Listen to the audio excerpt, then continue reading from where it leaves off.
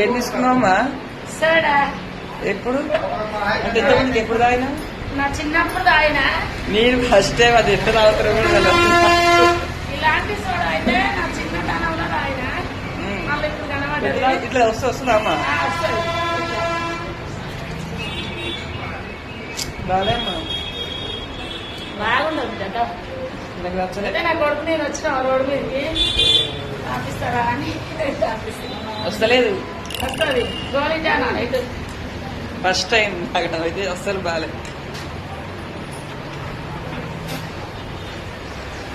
ఇట్లా గోళీ గోళీ ఇస్తుంది.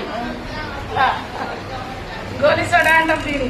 నాకైతే ఇన్ని రోజుల తర్వాత కనిపించినందుకు చాలా సంతోషంగా ఉంది ఫ్రెండ్స్. నేను మా చిన్నతనం మళ్ళీ అస్సలు బాగాలేమ్మా.